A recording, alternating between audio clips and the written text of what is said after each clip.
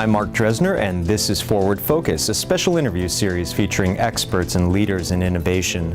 Forward Focus is brought to you by FEI, the annual Front End of Innovation Conference, now going on its 13th year. Joining me today is Jonathan Hartman. He is the Disruptive Technologies Lead for Sikorsky Aircraft Corporation. Jonathan, welcome to Forward Focus. Thank you for having me. It's great to have you. Tell us a little bit about your role and responsibilities. You have an interesting job title. My job is to look out 1 to 2 product cycles and identify and help accelerate game-changing technologies. And equally importantly, take a look at new processes we may be able to implement to help us more easily collaborate with a global network of innovators. So on any given day, that's anything from project management through strategic planning through partnership development. Big companies have been of late increasingly taking on sort of the role, much in the vein of venture capitalists or angels, really looking to invest in entrepreneurs. What do you think is driving this trend? Is this a reflection of the fact that a lot of companies are out of ideas, or, you know, what's your thought there? Yeah, so no, I don't think it's about big companies being out of ideas. I do think it's about a new global driver. Call it a mega trend. On the one side, you have this divergence, and by divergence I mean of information, technology, ideas, people globally. You know, what we're seeing over the last, even as early as 10 years ago, is this equalization of access to enabling technology. What I mean is that 10 or 20 years ago, it was a competitive differentiator to have an advanced machine shop or a supercomputer or something that allowed you to make technological innovation. Now, for the equivalent of a gym membership, I can wander in and use a multi-million-dollar machining facility. I can go online and utilize supercomputing technologies. So the ability for anyone to innovate as much as a large corporation really has, that gap has narrowed. Then on the other side, you really have this convergence and shrinking on the investment side. And what I mean by that is, you know, traditional venture capitalists, you know, the National Venture Capital Association said over the last 10 years, the number of VC firms has declined by 10% and the number of VC professionals has declined by 60%. So you have money still being spent on the venture side, but there's a shift of risk. And on the smaller angel investor side, those angel investors are starting to form consortiums and groups. So again, risk is going down on their side. So now there's this, I'll call it a gap between what angel investors can do and what venture capitalists can do. And that's really where companies and corporations can fill that gap and help accelerate technology through. I also think part of this mega trend is simply that with so much divergence going on, with such globalization of information and technology, a singular monolithic internal R&D architecture just doesn't work anymore. You cannot keep up with all of the product cycles that are happening, and so you do have to venture out into an open innovation model. Building on that, why should a company take this route, in other words, directly investing in an entrepreneur, say a more traditional pathway? So I think, personally, I'm obviously an advocate of it. It's a win-win for the company and the entrepreneur. And what I mean by that is, for the company, there's the obvious advantage of getting early insight into potentially disruptive technologies. Rather than waiting for it to come, you get a chance to interact with those entrepreneurs early.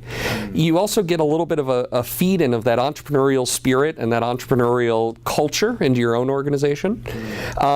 You also, your dollar goes further. You can do more with less and faster with entrepreneurs. And on the entrepreneurial side, it's a win because they're getting a first customer, an early partner, and really sometimes the only partner. You know, I'll give the example at Sikorsky, we're a very specialized industry. So you have some companies that simply aren't being formed because there is no one saying, I have a need for this product.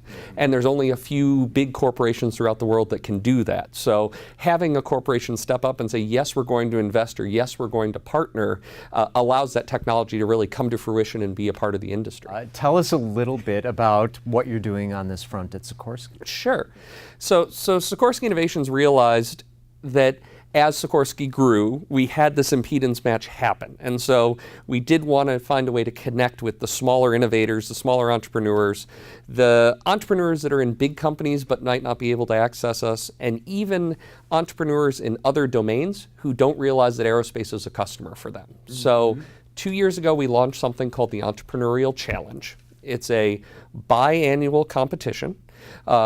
And what we do essentially is we set up a set of 5 challenge questions for each competition round, and these are meant to be kind of focal points. They're not specific questions, but they're more area research areas. If a company looks at one of those questions and says, hey, I might have an application there, they're encouraged to apply. It's a 5-page white paper. We then select a set of finalists to come into our world headquarters in Connecticut to give a 10-minute investor-style Shark Tank kind of pitch. And then we select a set of awardees. And those awardees can win anything from direct access to some of our tech experts to free time in a local incubator that we have, so come live near us for a while and interact with us, to even investment evaluations. So a chance to pitch to our folks that have that capability to really accelerate their venture through funding. So what advice do you have for a company or somebody in an organization who's listening today, who's thinking we should start thinking along these lines? What should they do? How should they get started? Sure. So, advice I would have is first of all, question generation is the most important part of the whole process. How you collect your questions within your organization or your focus areas, it's more of an art than a science. It's going to take some tweaking. Second tip I would give is be flexible with your entrepreneurs. We have this, I'll say, opinion as large corporations that every entrepreneur is created equal. So if we come up with some set of prize packages or some set of benefits for them, that it's a one-size-fits-all, and that's absolutely not the case. Mm-hmm. Third is don't go out looking for you. And what I mean by that is our first challenge, we started saying, well, do we want a better rotor blade or a better transmission or a better avionics system? And we had to step back and go, we do have some competitive advantages and we think we're fairly good at this. So why would an entrepreneur be looking to better us in one of our core focus areas? We're really now looking for people with expertise tangential to ourselves that when you put it with our expertise creates a really interesting product. Yeah.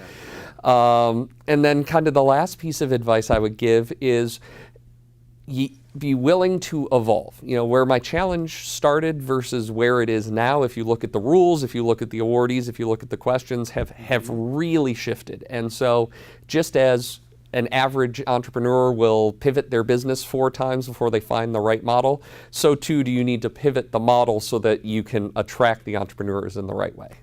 Jonathan, thank you very much. Great advice and really a fascinating area. My pleasure. Thank you for having me. And that concludes this episode of Forward Focus. If you'd like to learn more about FEI, the Front End of Innovation Conference, please visit www.frontendofinnovation.com. Until next time, I'm Mark Dresner. Thanks for joining us.